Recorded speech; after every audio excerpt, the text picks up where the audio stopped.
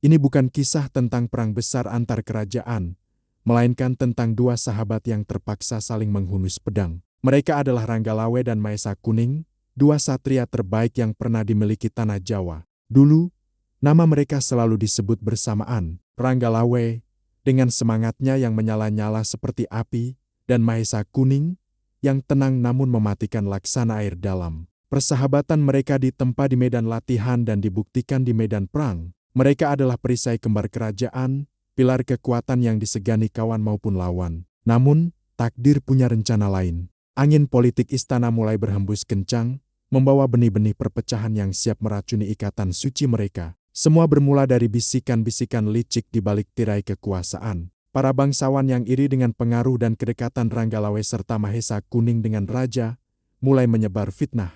Mereka melihat dua satria ini sebagai ancaman bagi ambisi pribadi mereka. Ranggalawe terlalu keras kepala. Dia tidak patuh pada titah raja, bisik mereka di satu telinga. Mahesa Kuning telah menjual dirinya pada istana, melupakan sumpahnya sebagai satria. Desas-desus lain disebar ke penjuru negeri. Isu pengkhianatan ini dirancang dengan sangat cerdik. Ranggalawe, yang memang dikenal idealis dan tak kenal kompromi, mulai curiga pada sahabatnya. Ia melihat Mahesa Kuning semakin sering berada di lingkaran dalam istana dan menganggapnya telah silau oleh kekuasaan. Di sisi lain, Mahesa Kuning yang setia pada raja, merasa Ranggalawe telah terhasut oleh para pembangkang yang ingin menggoyahkan stabilitas kerajaan. Komunikasi di antara mereka terputus, digantikan oleh prasangka dan kebencian yang membara. Persahabatan yang dulu sekuat baja, kini retak dan siap hancur berkeping-keping. Akhirnya, hari yang tak terhindarkan itu tiba. Ranggalawe, dengan amarah yang memuncak, menantang Mahesa Kuning untuk berduel. Bukan lagi sebagai sahabat yang saling menguji kemampuan, melainkan sebagai musuh yang mempertaruhkan kehormatan dan nyawa. Tantangan itu diterima. Bagi Mahesa Kuning, ini adalah satu-satunya cara untuk membuktikan kesetiaannya dan mungkin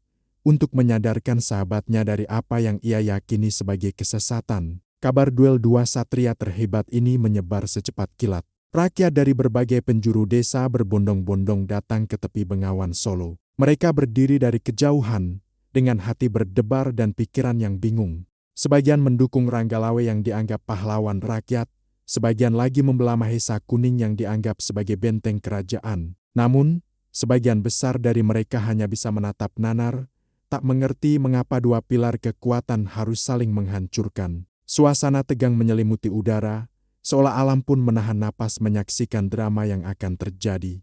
Di bawah tatapan ribuan mata, Ranggalawe dan Mahesa Kuning berdiri berhadapan. Kau telah menjual kehormatanmu demi emas dan jabatan istana, Mahesa, teriak Ranggalawe, suaranya bergetar karena amarah dan kekecewaan. Kau yang buta, Ranggalawe, kau dimanfaatkan oleh musuh dalam selimut untuk menghancurkan kerajaan dari dalam. Balas Mahesa Kuning, tak kalah keras. Tak ada lagi ruang untuk diplomasi.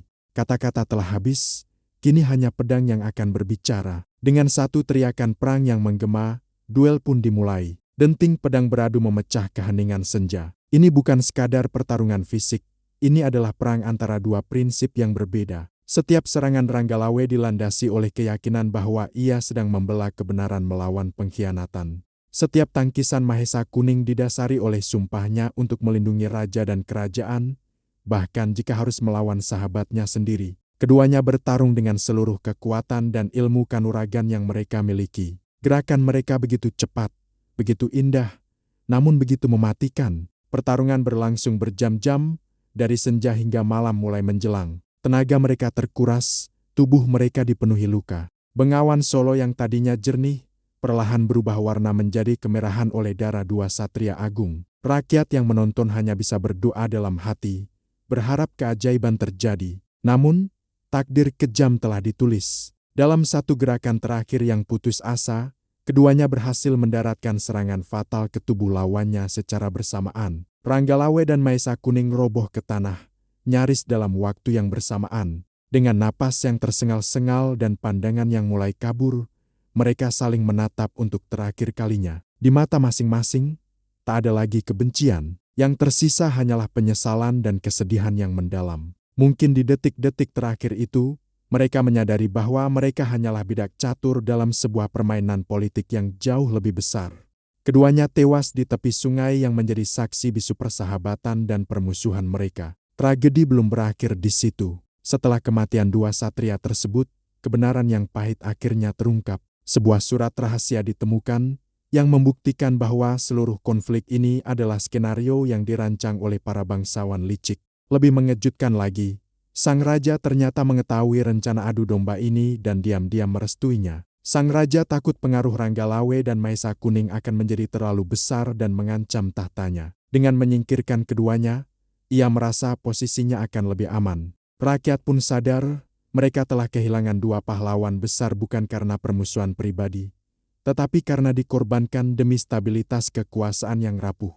Kisah duel di Bengawan Solo ini dikenang turun-temurun, bukan sebagai kisah kepahlawanan, melainkan sebagai tragedi memilukan tentang dua sahabat sejati yang hancur oleh kejamnya politik istana. Sebuah pelajaran abadi bahwa dalam perebutan kekuasaan, kesetiaan dan persahabatan seringkali menjadi korban pertama. Itulah kisah tragis Ranggalawe dan Maesa Kuning, sebuah cermin kelam dari sejarah Nusantara. Semoga cerita ini bisa menjadi pengingat bagi kita semua tentang betapa berbahayanya fitnah dan ambisi buta. Terima kasih sudah menyimak sampai akhir. Jika kalian suka dengan konten seperti ini, jangan lupa untuk like, komen, dan subscribe channel ini agar tidak ketinggalan cerita-cerita menarik lainnya dari masa lalu. Sampai jumpa di video berikutnya.